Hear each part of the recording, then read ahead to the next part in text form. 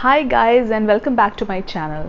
Today I'll discuss a very interesting short poem with you, and I have thought that apart from sharing about the books I read and the poetry collections as a whole, I would also take one poem at a time, and that's why I have named today's video as one poem at a time, and I'm planning to run it as a series.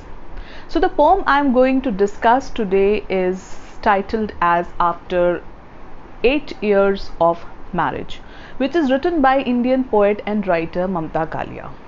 Friends, Mamta Kalia is a respected name in Indian literature, and she is one of the few bilingual writers we have in India right now.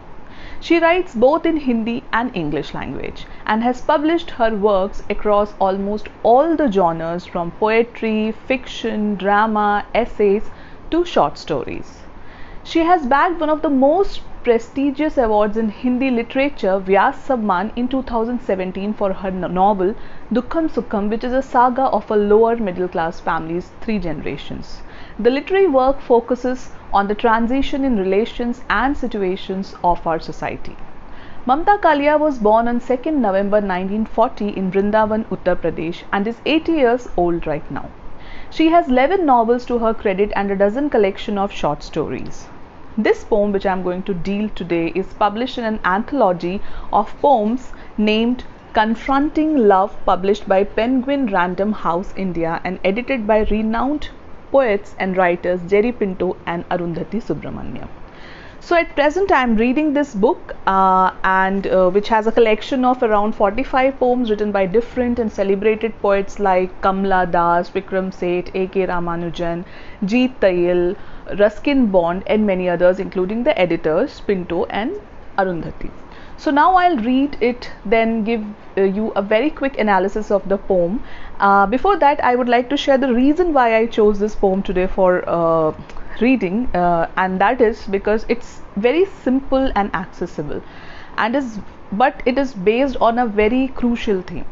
So I will not give much spoilers and will read the poem and leave it for your interpretation. So I'll read the poem now. After 8 years of marriage. After 8 years of marriage, the first time I visited my parents, they asked, "Are you happy? Tell us." It was an absurd question, and I should have laughed at it. Instead, I cried, and in between sobs nodded yes. I wanted to tell them that I was happy on a Tuesday, I was unhappy on Wednesday, I was happy one day at 8 o'clock, I was most unhappy at 8:15.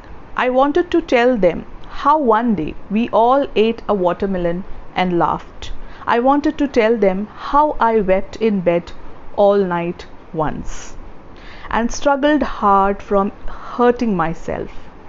That it wasn't enough to be happy in a family of 12, but they were looking at my two sons, hopping around like young goats.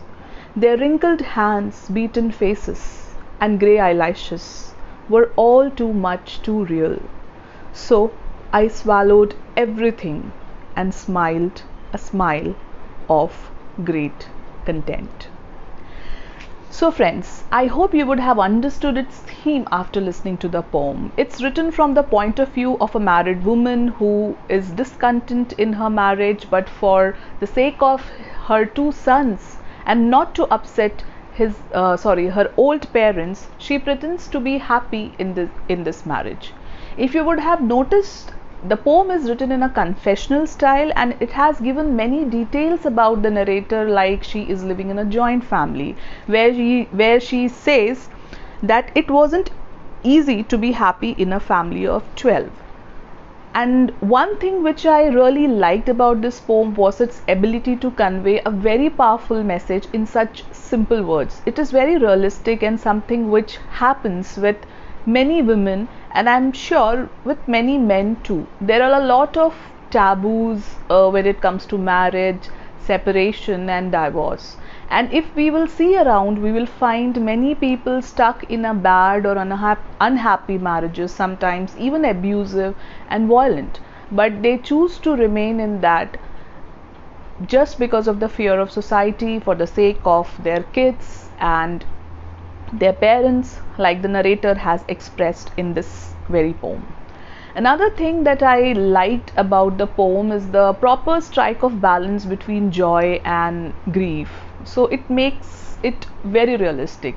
So if you'll see in our relationships, especially marriages, it's never rosy or perfect usually. So they come with many vicissitudes of joy, grief, anger, frustration, repentance, and much more.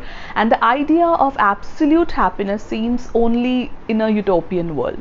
So another theme which this poem brings out is the idea of saving a marriage, especially in uh, India. Many women stay back in their bad marriages, and they do that just for the sake of their kids' future, and it is quite common. So I could connect with it because I have seen a lot of people going through this. Nobody knows the solution and what is right or wrong, but such insights and poems like this, I hope it gives some respite to people suffering from similar situation. So friends, I hope you would have liked this poem and its analysis. Let me know your thoughts in the comment section below. We'll bring and share more such works of literature with you. Stay tuned, stay happy, and bye bye.